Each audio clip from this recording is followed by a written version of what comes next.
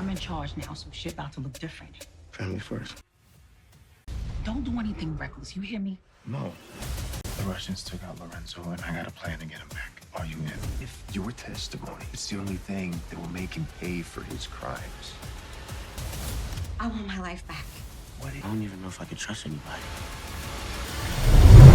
Episode 6, Land of Lies. In this episode, Tariq is staggering after a revelation that threatens to upend his relationships, both in personal life and in his business dealings. His world is turned upside down as he seeks answers to this shocking news. Meanwhile, a tragedy strikes that brings the Tejada family to the brink of war. The Tejadas must work with their rivals, the Castillos, to seek revenge and justice for their loss. This tense alliance will test loyalties and put both lives on the line. Now, before we jump into this and finish the description of episode 6, if you like power content, breakdowns, theories, and predictions like this, also live after shows, Friday night, 9 p.m. Eastern, then hit your subscribe button, turn on your notification bell so you get something every time I upload. Make sure you hit that like button and follow me on Instagram right here. Also, Mastermind Tasha's Son's merch will be in the comments and in the description. The Castillo and Tejada families navigate this dangerous, complex situation. They must also contend with the repercussions of their actions and decisions. The stakes are higher than ever before, and consequences could be deadly.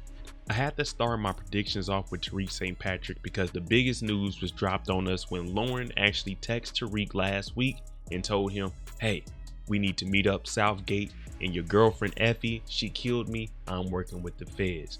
Now, what I want to see this week from Tariq is how he's going to approach Effie about this situation.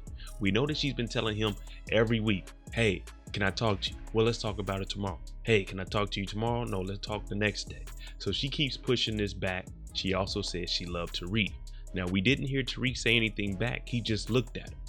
So for me, Tariq, I think he's going to apply a little bit of pressure to Effie, but he's not going to tell her anything, just for the simple fact he's probably going to stay in communication with Lauren to see what actually she's going to be saying to Jenny and how far is she going to help him.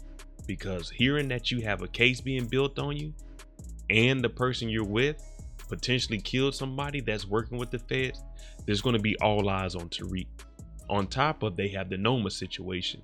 So at this moment, I can understand that Tariq is probably feeling like, man, I genuinely don't know who I'm gonna trust. Now, we know that he's potentially going to be talking to grandma out at the damn graveyard. We don't know what it's about, but we know that he's going to be telling her he can't trust anybody. Now, for grandma, I'm thinking she's going to be telling Tariq, that's kind of what was going on with your father, and he probably wasn't that bad of a man. Now, I don't know if they're at Raina's gravesite or at James, but you know, they're right next to each other.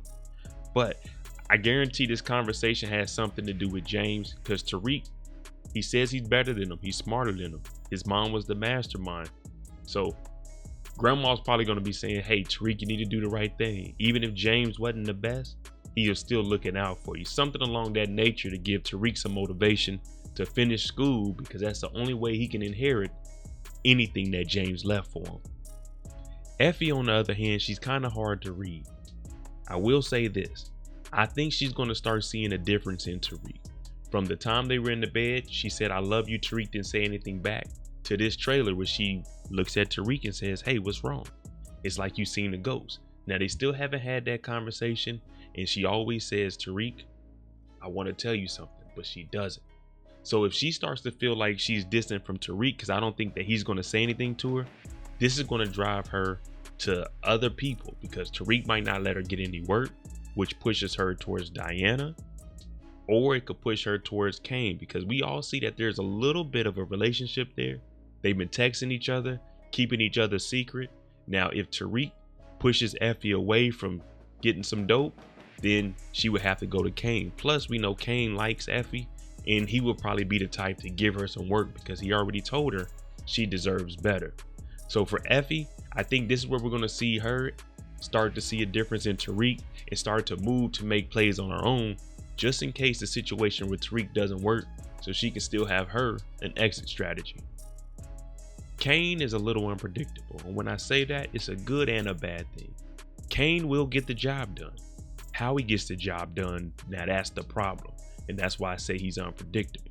Now, We seen there should be a shootout here. Now this is supposed to be with the Russians, probably some getting revenge because they know that a black guy is the one that killed the Russian boss. You remember Brayden was supposed to do it, but they messed up. So if they know the streets, just like we know the streets, the Castillos got a new connect. Oh, it's the Tejadas. One of the Tejadas died.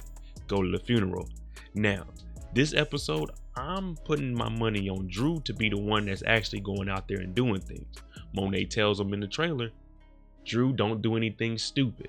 Now, we know he's supposed to be talking to Gordo and asking Gordo, do you want to go get the Russians with me or not?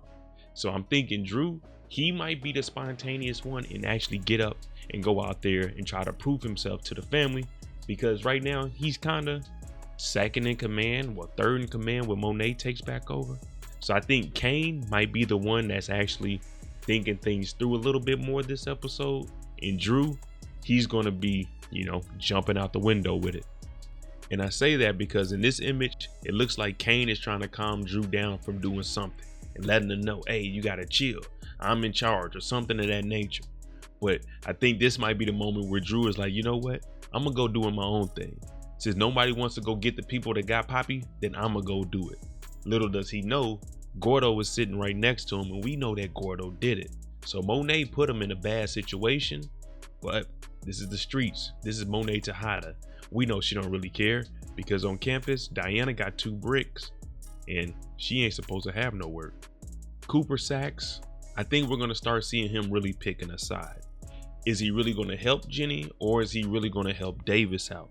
Davis has a Theo situation where we almost got him out. We found a constitutional violation. Then we got Jenny, who's been lying to Sachs. So I think we're going to really see him pick his side. And I don't know if he's going to get this information from Lauren and tell Davis about it to use it against Jenny, or get this information and use it against Tariq as a whole and get Tariq off the streets. But for some reason, Sachs, he's going to have all the information, and he'll always be one person you can look at that's going to piece things together, because right now he has a 1-up on both sides. He can tell on Davis for working with Tejadas. He can tell on Jenny for the whole situation she got going on with Lauren, and both sides both need him. So Sachs, he's in a good/bad position, but if he works it right, he can make it out of this like he has been for the last 9 seasons.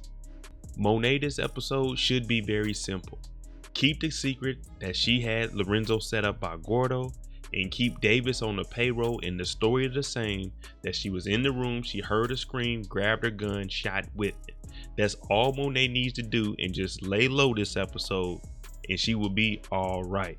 Now Diana's on campus, she got 2 bricks.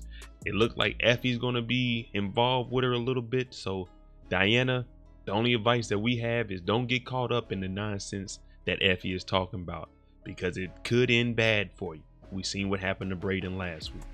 All right, there you go. My last thoughts for episode 6, Land of Lies, Power Book 2 Ghost. Let me know what your predictions are for this episode down in the comments below. Make sure you tune in tonight, 1 a.m. Eastern, right after the episode for the first reaction. Also, what did you guys think about my descriptive, informative intro for you guys? I'm thinking about putting together a couple of scripts, reading those off to you, making the title and the description of the episode a little bit better.